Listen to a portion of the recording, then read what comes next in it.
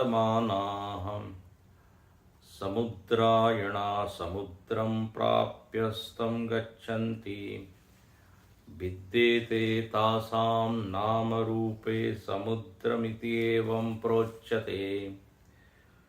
एवमेवास्य परिद्रष्टुरिमा षोडशकला पुरुषायणाः पुरुषं प्राप्य अस्तं गच्छन्ति विद्येते चासां नामरूपे पुरुष इत्येवं प्रोच्यते। स एषो अकलो अमृतो भवति तदेष श्लोकः।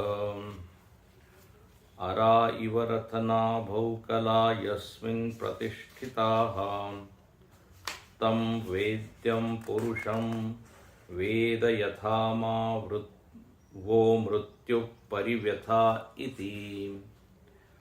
अरा इव रथनाभौ कला यस्मिन् प्रतिष्ठिताः तं वेद्यं पुरुषं वेद यथा मा वो मृत्युः परिव्यथा इति।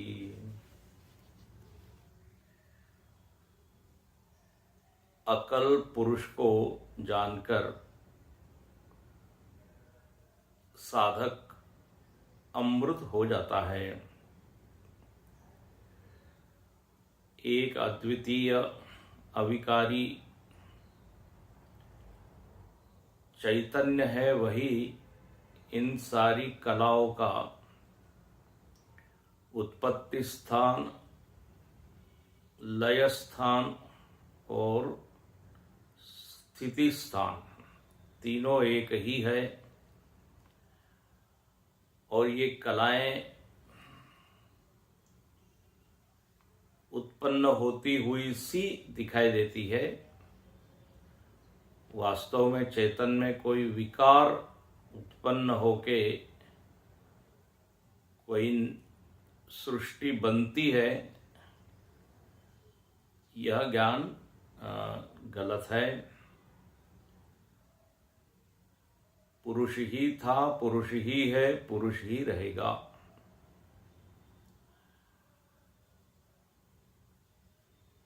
निरुपाधिक, निष्कल, अद्वितीय, उसमें कभी भी भेद आया ही नहीं। ऐसा जानना ही सही ज्ञान है। और अमृतत्व की प्राप्ति में यही ज्ञान हेतु है, कारण है। 16 कलाओं के ज्ञान से व्यक्ति अमर नहीं होता। कलाओं के ज्ञान से उसका व्यावहारिक जीवन ठीक हो सकता है, व्यवहार में वो सुधार ला सकता है, व्यक्तित्व को चमका सकता है, समाज में उसका बड़ा सम्मान हो सकता है कि ये बहुत सारी चीजें जानते हैं। लोग कहते हैं इंसाइक्लोपीडिया है, इनको फिजिक्स भी मालूम, केमिस्ट्री भी मालूम, खगोल शास्त्र भी मालूम, कंप्यूटर भी मालूम।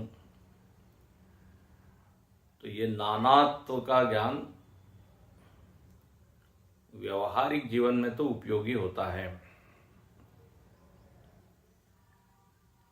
लेकिन जहां तक दुख से निवृत्ति की बात है, उसके लिए तो पुरुष का ज्ञान ही अनिवार्य है। अनिवार्य का अर्थ है निवार्य नहीं है, मतलब उसकी उपेक्षा करके, उसको मना करके हम चाहें कि हम अमृतत्व का अनुभव कर लें, मोक्ष का अनुभव कर ले, बोले ये हो नहीं सकता। इसलिए यहाँ स्पष्ट लिखा कि वह ये देखता है कि ये सारी कलाएं नदियों की तरह है और पुरुष समुद्र की तरह है। सारी नदियां समुद्र से जब समुद्र में मिल जाती है तो उनका अपना कोई व्यक्तित्व शेष नहीं रह जाता। जो बिल्कुल बेसिक चीज है, सबसे पहली चीज नाम, वो नाम भी विलीन हो जाता है। नाम से पहचान होती है, अब समुद्र में आप नहीं पहचान सकते। तो ज्ञानी कहता है नाम व्यवहार के लिए ठीक है, व्यवहार करना हो तो व्यक्तियों के नाम मालूम हो तो व्यवहार हो सकता है, व्यावहारिक सत्य है। लेकिन नाम को ही परम सत्य मान लेना, ये परम मूढ़ता होगी। इसलिए स्वरूप को जानने में ही बुद्धिमत्ता है।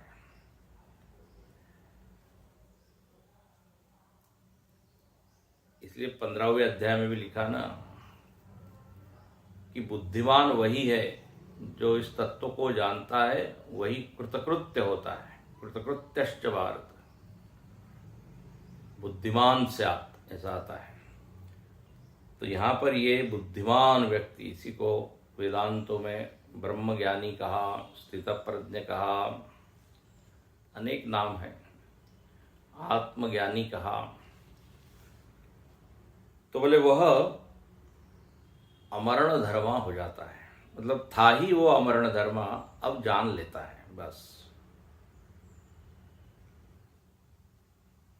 नदियां मानो की खोज रही थी अपने स्वरूप को, और समुद्र से एक होते ही अपने स्वरूप में स्थित हो गई। एक चेतन है, बाकी सब तो नष्ट हो गया, लेकिन भाष्यकार ने चेतन के लिए एक विशेषण डाला था, अनष्ट चेतन। अनष्ट एक शब्द पीछे के भाष्य में आया था। गीता में इसी को अविनाशी कहा, अविनाशी तो तद्विद्धि। वो चेतन मेरा निज स्वरूप है, चेतन ही अहम है, इस रूप में जानना। चेतन को प्रत्यक्ष या परोक्ष बनाने से वो चेतन रहेगा नहीं, जड़ हो जाएगा। चेतन कभी भी परोक्ष नहीं है। तो इस तरह से जब अहम में ही उस पुरुष को व्यक्ति देखता है, तो बोले वह फिर अकलह अमृतो भवति। इस बारे में श्रुति स्वयं एक मंत्र का उदाहरण देती है। अब पीछे नदी का उदाहरण दिया, अब यहाँ एक दूसरा उदाहरण, और ये उदाहरण आप 2-3 बार पढ़ चुके हैं। उपनिषदों का बड़ा फेवरेट ये एग्जाम्पल है। वो क्या, तो बोले अरा इव रथ नाभौ। जो रथ, पहले के जमाने में रथ बड़े सबको क्या कहते हैं, सब लोग देखते थे, जानते थे। तो रथ का ही उदाहरण देते हैं। राजाओं के पास भी रथ होते थे। तो रथ में पहिया होता है, उस पहिए में क्या होती है, अरे होती है, अरे स्पोक्स जिसको कहते हैं, ताड़ियां। और वो सारी जो ताड़ी कहें या अरे कहें, नाभि में जुड़ी हुई होती है। नाभि मतलब हब, पहिए का जो मुख्य मध्य में केंद्र जो है, केंद्र में जो गोल भाग होता है उसको कहते हैं नाभि। तो अरा इव रथ नाभौ, जैसे रथ की नाभि में अरे लगे रहते हैं। अब ये अरे जो है आपस में एक दूसरे से उनमें भिन्नता है, स्वतंत्र है। एक अरा दूसरे से पृथक है।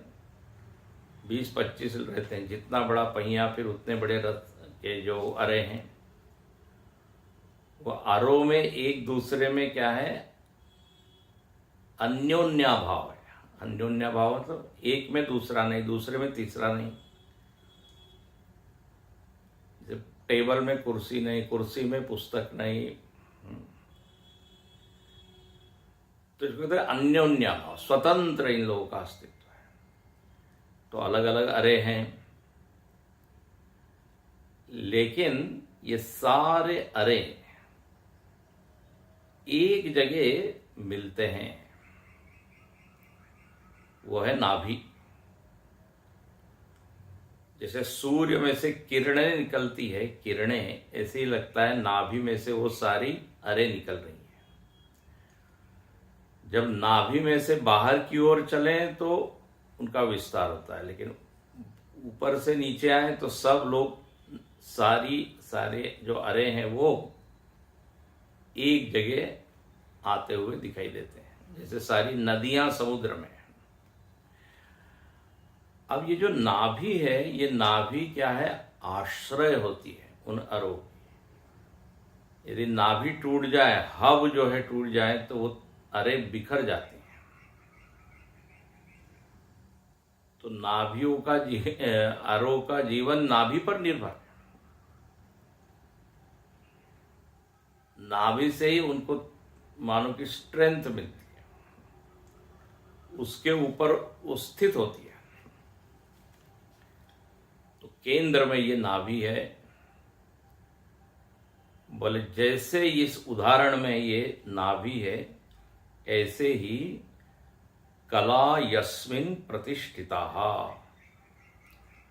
अरे की जगह रख दीजिए कलाएं, 16 कलाएं। सारी 16 कलाओं के केंद्र में ये चैतन्य है। इस चैतन्य में ही सारी कलाएं प्रतिष्ठित है। वो सारी कलाएं मतलब प्राण से लेकर नाम तक, हिरण्यगर्भ से लेकर नाम, ये जो पिछले मंत्रों में आया है, व्यष्टि समष्टि है ना, व्यक्ति, जो कुछ भी है दृश्यमान जगत, उसके केंद्र में ये पुरुष है, उसी पर आश्रित है।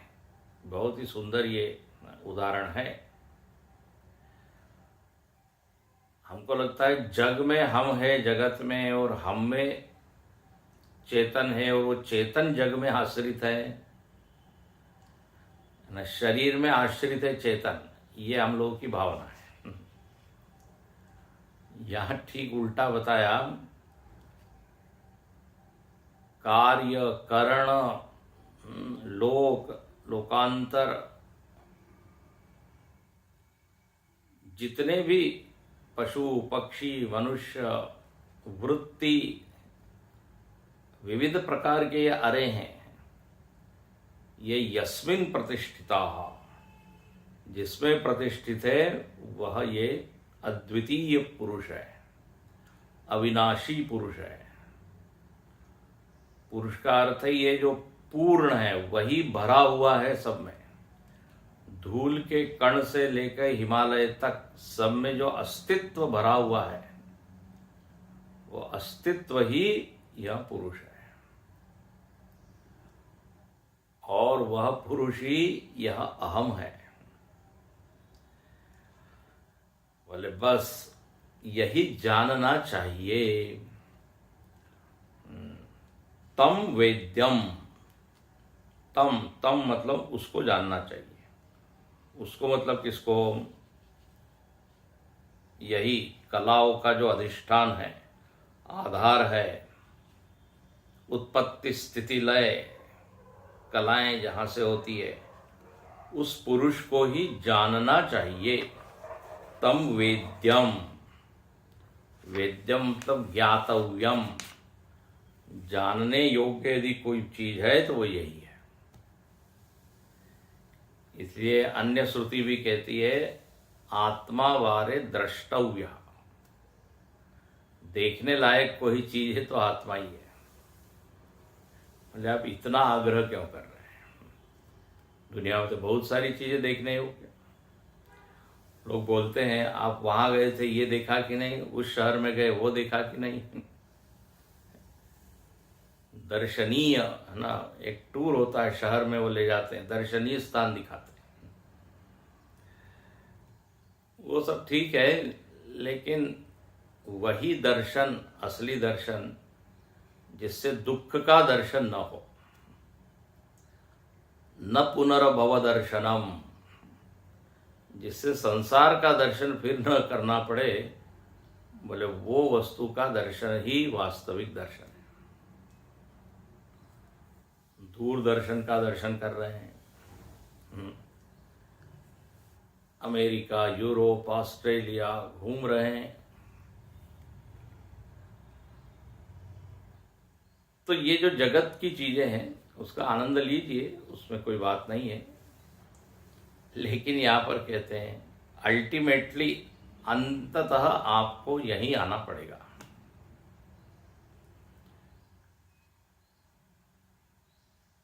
अब एक वाक्य हिंदी में बोलते हैं, वो थोड़ा कठोर है, अच्छा नहीं है। लौट के बुद्धू घर को आए, वापस अपने घर में ही आना पड़ेगा। और ये घर मतलब ये आत्मदेव, आत्मदर्शन। तो कहते हैं यही ज्ञातव्य है, दर्शनीय है, वर्णीय है, इसी को वरेण्यम कहते हैं। वर्ण करने की कोई चीज है तो यही है। कैनोपनिषद में भी आया, इह चेद अवेदीत अससत्यमस्ति, न चेद अवेदीन महती विनष्टि। बोले मनुष्य जन्म पाकर यदि इसको नहीं जाना तो समझ लीजिए महान विनाश हो गया, गोल्डन अपॉर्चुनिटी हमने मिस कर दी, स्वर्णिम अवसर। तो हर उपनिषद में कहीं ना कहीं ये आ ही जाता है कि यही जानने योग्य है।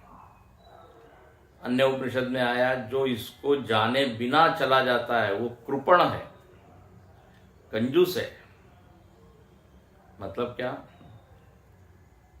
मतलब ये कि उसके पास सामर्थ्य थी, आपको ये बताया होगा पहले भी, कंजूस व्यक्ति के पास सामर्थ्य होती है लेकिन वो खर्च करता नहीं। हमारे पास भगवान ने बुद्धि दी है जो कि जान सकती है इस तत्व को, लेकिन उसको हमने बचा बचा के रखा और दुनिया की चीजों में ही लगा के रखा, इसलिए उसको कृपण कहा है। तो यहां पर लिखते हैं तम वेद्यम पुरुषम वेद, यही जानने योग्य है। भले हम ऐसा आग्रह इसलिए भी कर रहे हैं, वेद यथा मां वो मृत्यु परिव्यथा। बोले देखो, हमारी इच्छा है कि आपको व्यथा न हो। मृत्यु से उत्पन्न जो व्यथा है, मृत्यु के कारण जो दुख है, भय है, वो तुमको न हो। मां मतलब नहीं, वो मतलब तुमको, न शिष्यों को कह रहे हैं। मृत्यु परिव्यथा, मृत्यु परिव्यथा मतलब मृत्यु के कारण जो व्यथा होती है, मृत्यु का भय है, मृत्यु के कारण एक लगता है सब कुछ छूट जाएगा, मैं कहाँ जाऊंगा मालूम नहीं, मेरा भविष्य क्या होगा, कौन से योनि में जन्म होगा, हजार तरह की जो है चिंता है, मरण के बाद क्या होगा। तो बोला हमारी ये इच्छा है कि आप इस व्यथा से पीड़ित न हो, और उसका फिर एकमेव उपाय है इस तत्व को जानना। इसलिए हम थोड़ा हठ कर रहे हैं, आग्रह कर रहे हैं कि जानने योग्य यही है, प्राथमिकता आप इसी को दीजिए। ये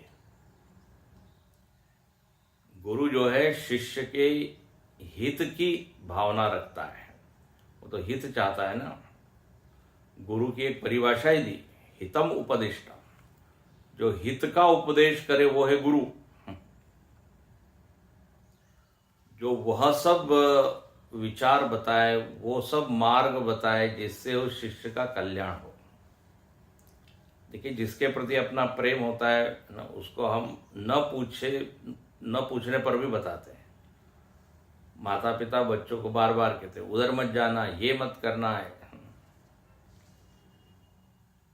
न पूछने पर भी। क्यों? उनके प्रति वात्सल्य भाव, ममत्व का भाव, प्रेम भाव। तो यहाँ पर गुरु भी ये चाहता है कि हमारे शिष्य लोग आनंद में रहे, आनंद से जिए। इसलिए कह देते हैं कि आप इसको हल्के से मत लीजिए, इस तत्व को ही जान लीजिए। भाष्यकार देखिए क्या लिखते हैं, अरा रथ चक्र परिवारा। भाष्यकार देखिए क्या बढ़िया शब्द डालते हैं। जो अरे हैं, जो स्पोक से, वो क्या है, मानो उस चक्र का परिवार है। वाह वाह। जैसे परिवार में अनेक मेंबर्स होते हैं, अनेक सदस्य होते हैं, ऐसे उस चक्र के सदस्य क्या हैं, बोले सब अरे। तो अरा रथ चक्र परिवारा इव, बोले जैसे वो चक्र के अरे होते हैं वैसे ही, और उसमें एक नाभि होती है, वैसे ही पुरुष है। रथ नाभौ, रथ चक्रस्य नाभौ। देखो, रथ नाभौ ये शब्द है, उसको तोड़ दिया भाष्यकार ने, विग्रह किया।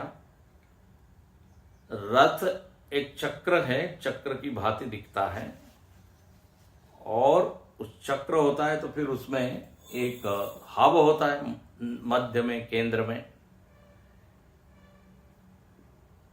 तो वो है नाभि। रथ चक्रस्य नाभौ यथा प्रवेशिता,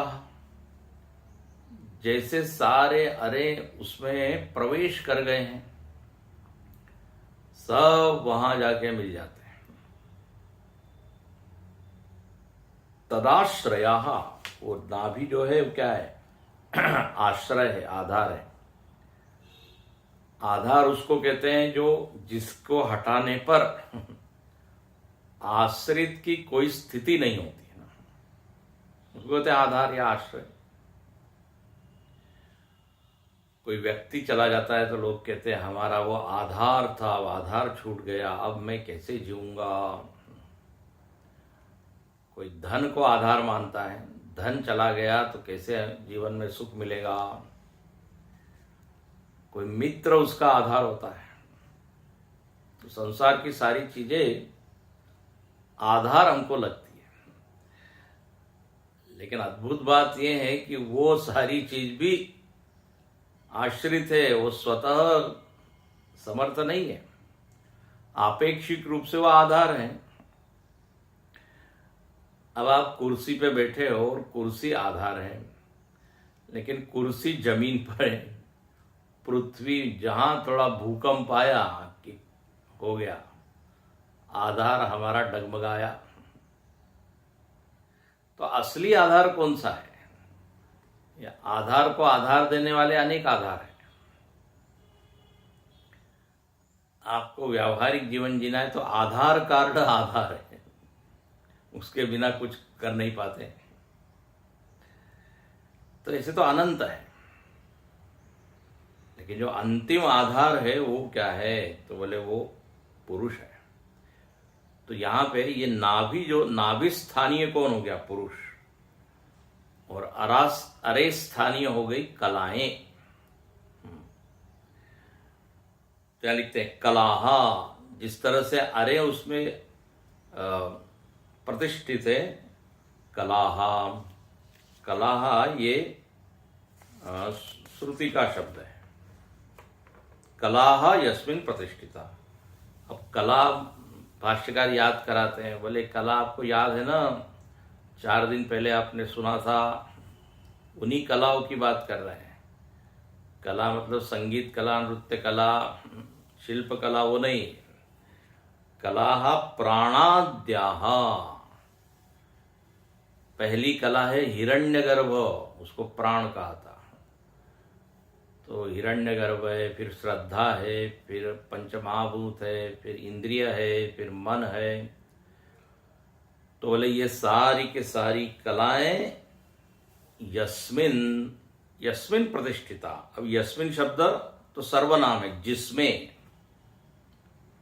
तो यस्मिन का अर्थ क्या होगा, तो सर्वनाम है, तो बोले पुरुषे, यस्मिन का अर्थ पुरुष है, पुरुष में ये सारी कलाएं स्थित है।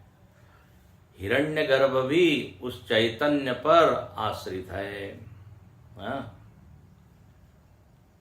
आपने पढ़ा था हिरण्यगर्भ पहली उत्पत्ति है, प्रथमज है वो।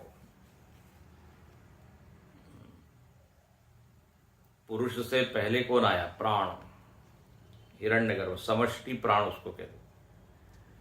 तो बोले वो, और हम लोग बिल्कुल दूसरे अर्थ में इसी को अंतर्यामी भी कहते हैं। वही हिरण्यगर्भ सब में व्याप्त है, उसको कहते हैं अंतर्यामी। तो अंतर्यामी भी चैतन्य पर आश्रित है। अंतर्यामित्व,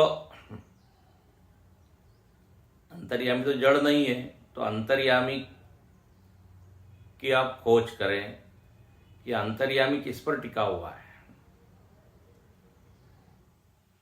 चैतन्य मिलेगा। अंतर्यामी ये परमात्मा का अंतःकरण की अपेक्षा से नाम है, सोपाधिक नाम है, सोपाधिक चैतन्य, जो भीतर रह के नियमन करता है। तो वही हिरण्यगर्भ अंतर्यामी रूप में बैठा है। अच्छा, अब इस अंतर्यामी के अंतरंग जाइए तो आपको यही पूर्ण पुरुष मिलेगा, वही उसको सत्ता चेतना प्रदान कर रहा है। इसलिए हिरण्यगर्भ भी कला है, वहां से प्रारंभ करके फिर हिरण्यगर्भ से ही सब कुछ निकला है, उत्पन्न हुआ है। तो इसलिए लिखते हैं यस्मिन पुरुषे प्रतिष्ठिता, उस पुरुष में ही सब प्रतिष्ठित है। मतलब क्या है, उत्पत्ति स्थिति लय कालेषु। सारी कलाओं की उत्पत्ति स्थिति लय सब किस पर है, पुरुष पर। पुरुष को हटा दिया जाए तो ये तीनों चीजें संभव ही नहीं हो पाएगी। घट की उत्पत्ति स्थिति लय संभव तभी है जब मिट्टी है, मिट्टी का ही अभाव हो तो ये सब कैसे हो गया, घट बनेंगे ही नहीं। तो जिसके ऊपर प्रतिष्ठित है, अब श्रुति का शब्द था प्रतिष्ठिता, लेकिन भाष्यकार ने उसको खोल दिया, स्थित है। स्थित है मतलब क्या, तीनों काल में स्थित है। उत्पत्ति स्थिति, सृष्टि स्थिति लय कारण कारण। भगवान शंकर का एक भजन है, उसके ऊपर ये, उसमें ये लाइन आती है, सृष्टि स्थिति लय कारण। तो यह पुरुष ही इस सृष्टि का सार है, सार है। संसार सारम भुजगेंद्रहारम कहते ना, उसको हटा दिया जाए तो जगत पूरा कोलैप्स हो जाएगा, गिर जाएगा, रहेगा नहीं। तो तम पुरुषम, इसलिए आगे देखो एकदम बहुत अच्छा शब्द दिया, कला नाम आत्मभूतम। कलाओं की आत्मा है ये चैतन्य। व्यवहार में भी हम बोलते हैं ना, ये निबंध है, इस निबंध की ये पंक्ति आत्मा है। मतलब क्या है, मुख्य है। उसको हटा दिया जाए तो कुछ उसमें जान ही नहीं बचेगी, जीवन ही नहीं बचेगा। तो ऐसे ही कलाओं का जीवन ये पुरुष पर निर्भर है, जीवन देने वाला है वो, कलाओं की आत्मा है। ये सारी वृत्तियां निकल रही है, वृत्तियों की आत्मा ये चैतन्य है। वृत्तियों का अधिष्ठान देखें तो आत्म चैतन्य ही मिलेगा। यदि उसको हटा दिया जाए, जैसे पानी को हटा दिया जाए तो तरंग कहां से निकलेगी, तरंग की आत्मा जल है, तरंगानाम आत्मभूतम जलम, ऐसा कह सकते हैं। ऐसे ही यहां पर कहते हैं कलानाम आत्मभूतम पुरुषम। और यहां श्रुति आग्रह करती है वेद्यम। वेद्यम का अर्थ क्या किया? वेदनीयम। बोले यही वेदनीय है। ये वेदनीय मतलब वेदना नहीं है, दुख नहीं। वेदनीय मतलब जानने योग्य, विद धातु से बना है वेदनीय। अब देखिए श्रुतियां तो आग्रह करते रहती है, थक जाती है बोल बोल के कि आप उसको जानो इसको जानो, लेकिन हम नहीं जान पाते या जानने की इच्छा नहीं करते। उसके क्या कारण है? बहुत सारे कारण हैं। हमारी आवश्यकताएं कुछ दूसरी ही है। उन आवश्यकताओं के चलते प्राथमिकताएं दूसरी हो जाती है। हमको अभी विषय अच्छे लगते हैं तो विषय को प्राप्त करना ही प्राथमिकता हो जाती है। धन में रुचि है, पद में रुचि है, संबंधों में रुचि है, भोगों में रुचि है। भले ये आत्मा सब बाद में देखेंगे, अभी तो हमको ये खाना है, ये पीना है, ये देखना है, यहाँ घूमना है। इन अनुभवों को देखते हुए भाष्यकार भगवान शंकराचार्य जी ने कह दिया परमे ब्रह्मणि कोपि न सक्तः। 3 अवस्थाएं आती है, बालावस्था, युवावस्था, वृद्धावस्था। अपने में भी हम देखते हैं, दूसरे में भी देखते हैं। तो एक एक अवस्थाओं में एक एक वस्तु में आसक्त होता है व्यक्ति, बड़ा सहज स्वाभाविक है ये। हमारे स्वामी जी ने बड़ी बढ़िया बात कही। बोले ये तीनों चीजों में आसक्त होने की उम्र है ना, आयु है, लेकिन ब्रह्म में आसक्त होने की कोई उम्र ही नहीं बताई। उम्र, आयु, इसलिए लिख दिया परम है ब्रह्मणि कोपि न सकते। है ना मजेदार बात। ऐसा नहीं कहा कि वृद्धावस्था में ब्रह्म में आसक्त होगा, युवा अवस्था में। 3 के अलावा बताई नहीं। इसका एक बड़ा गंभीर अर्थ है, आप किसी भी अवस्था में ब्रह्म में आसक्त हो सकते हैं। ये देखो एक बड़ा अच्छा अर्थ है। कोई अवस्था नहीं बताई, इसका मतलब क्या है? बाल अवस्था में भी कोई ब्रह्म की ओर आकर्षित हो सकता है, कोई युवा में, कोई वृद्ध में। इसलिए आप देखते हैं ज्ञानी लोग हर अवस्था के आपको मिलते हैं। सुखदेव जी महाराज 16 वर्ष परीक्षित महाराज से जब मिलने आए तो वहां वर्णन आता है 16 वर्षीय ऐसे तेजस्वी तरुण, ऐसे सुखदेव जी। द्वितीय इव भास्कर, सूर्य के समान, मानो दूसरा ही सूर्य पृथ्वी पर अवतरित हो गया, ऐसे उनके तेजस्विता। भगवान भाष्यकार स्वयं 8 वर्ष की आयु में ही सन्यासी बन गए। ब्रह्म ने उनको खींच लिया। तो वेद्यम, वेदनीय तो यही है। अब जिसका अंतःकरण जब तैयार हो जाए तब वो उसमें आसक्त होता है। उसकी कोई आयु निर्धारित नहीं की गई। तो लेकिन जानने योग्य यही है, कभी भी जानिए। वेदनीयम, वामदेव जी इत्यादि ने तो गर्भ में ही जान लिया। अब बताइए, ऐसे भी सिद्ध लोग हैं। जैसे प्रहलाद जी ने गर्भ में ही भक्ति क्या है समझ ली। तो गर्भ अवस्था से लेके वृद्धा अवस्था तक इतना ये जो भगवान ने समय दिया है उसमें से कभी तो हम इधर चलें। तो इस तरह आग्रह करती है। वेद्यम, प्राथमिकता में यह जब तक नहीं आता तब तक हम नहीं उधर चलते। ये बिल्कुल देखते हैं समाज में हर व्यक्ति की प्राथमिकता अलग है, सबको ही एक चीज अच्छी नहीं लगती। एकदम साफ कहते हैं हमको नहीं अच्छा लगता, हम क्या बोर हो जाते हैं, लोग ऐसा बोलते हैं, ऊब जाते हैं। कोई सत्संग में उबता है, कोई दुनिया की बातों में उबता है। तो यहां पर लिखा कि असली जीवन तो यही है, वेदनीयम। अच्छा, बोले इस पुरुष को ही क्यों जाने? बोले क्योंकि पूर्ण है, आपको पूर्णता चाहिए ना, इसलिए देखो पुरुष शब्द की व्याख्या कर देते हैं, पूर्णत्वात् पुरुषम पुरीशयनाद्वा।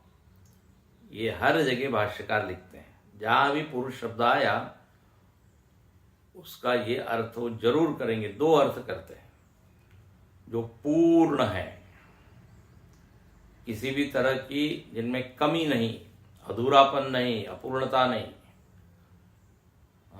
सत सत सत सब दूर वो भरा हुआ है अस्तित्व के रूप में। चेतन में कोई अपूर्णता नहीं। कौन उसको अपूर्ण बनाएगा? कौन उसको काटेगा? कौन उसका विभाजन करेगा? आकाश से भी सूक्ष्म है, तो हमेशा ही पूर्ण है, पूर्ण था, पूर्ण ही रहेगा। पूर्णमदः पूर्णमिदम्, तो पूर्णत्वात् देश काल वस्तु अपरिच्छिन्न। यह अर्थ कई बार आपने सुना है। हर देश में है, हर काल में है, हर वस्तु में है, उसी को कहा जा सकता है पूर्ण। तो पूर्णत्वात् पुरुष, पूर्ण होने के कारण पुरुष। और दूसरा अर्थ क्या किया? पूरी शयनात्, जो इस नवद्वार रूपी नगरी में, शरीर में सोता है। शयन, शयन शब्द का भी अर्थ कई बार आपको बता चुके हैं। यहां पर ऐसा क्यों बोला आत्मा सोता है? तो आत्मा आलसी है, और केवल 6 महीने ही नहीं, हमेशा सोता है। कुंभकर्ण से भी ज्यादा आलसी है। शयन, तो शयन से तात्पर्य यही है कि उसमें किसी भी प्रकार की क्रिया नहीं है, निष्क्रिय है, चंचलता नहीं है, किसी भी तरह का हलचल नहीं है, चेतन हिलता डुलता नहीं है। निष्क्रियता बताने के लिए शयन बताया जाता है।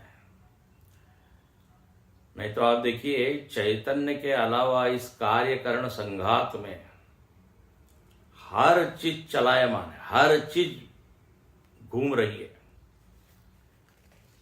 परिवर्तित हो रही है,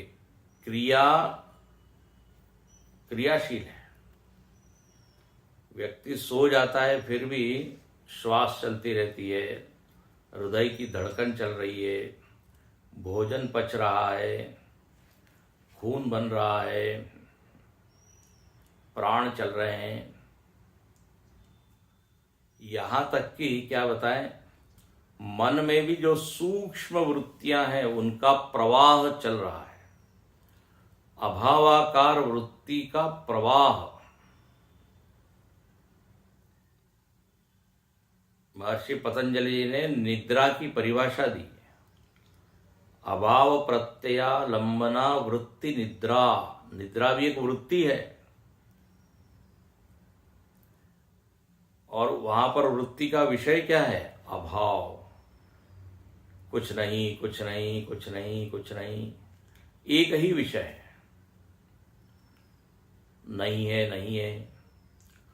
सजातीय वृत्ति प्रवाह है, एक ही विषय की वृत्ति का प्रवाह होता है, तो उसको तो सजातीय वृत्ति।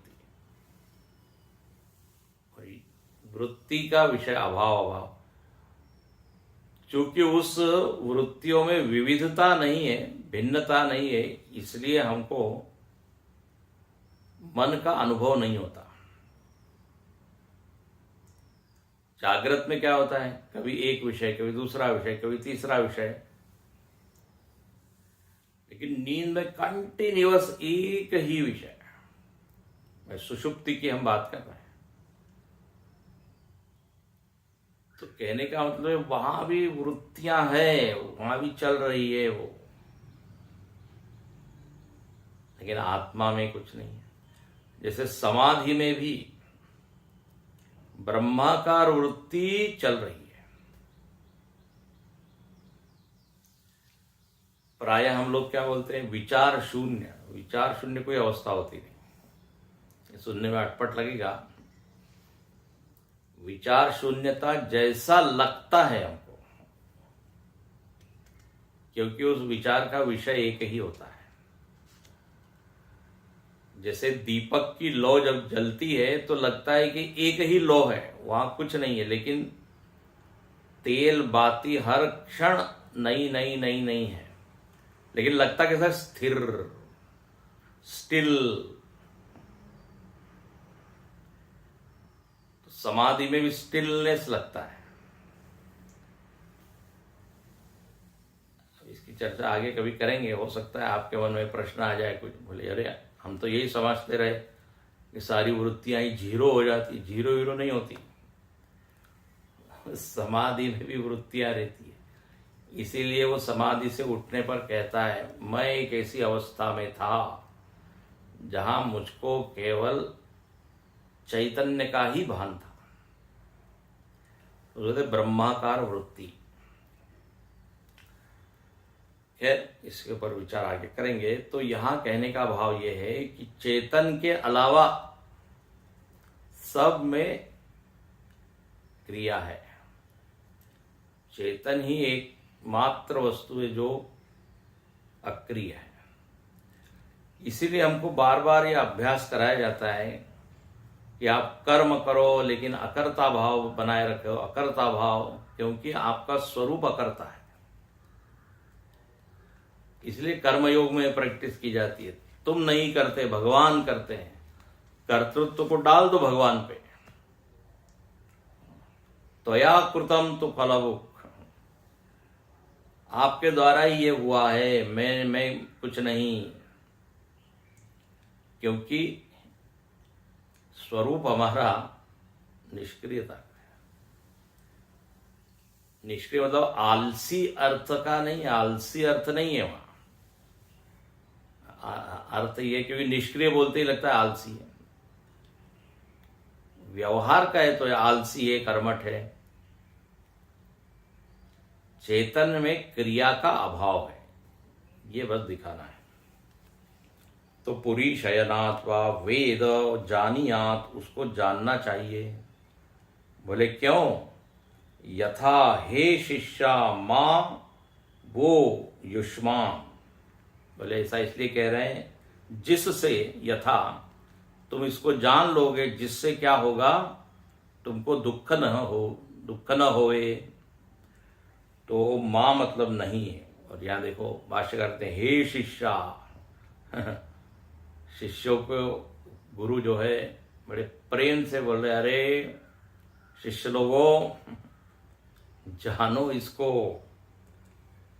हम नहीं चाहते कि इसको न जानने से फिर तुम्हारी स्थिति दुखद हो जाए, ऐसा हम नहीं चाहते। वो मतलब युष्मान, आपकी मृत्यु परिव्यथा मां परिव्यथयतु, आप दुखी न होवे। तो गुरु ने इनडायरेक्टली कह दिया दुख का कारण इस तत्व को न जानना है।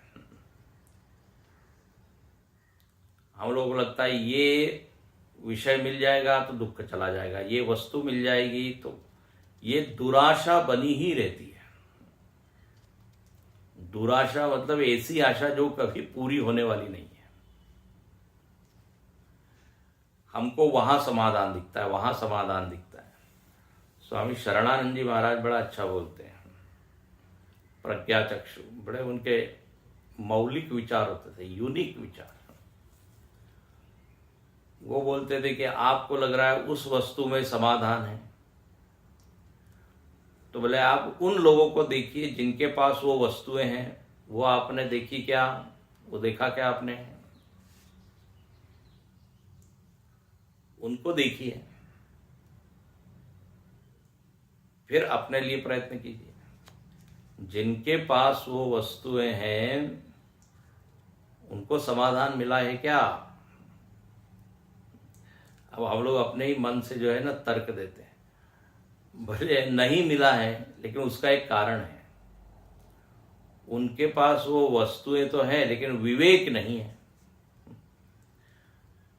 ठीक से उसका उपयोग करना जानते नहीं। हमारे पास विवेक है, इसलिए वो वस्तुएं मिल जाएगी, जो भी धन पद इत्यादि, तो हम तो सुखी हो जाएंगे। देखो कैसा तर्क देता है। उन लोगों के पास बुद्धि की कमी है ना, इसलिए पैसा तो है लेकिन बुद्धि नहीं है। हमारे पास दोनों है। अरे हमसे भी बुद्धिमान लोग हैं और उनके पास पैसा नहीं है, फिर भी वो सुखी है।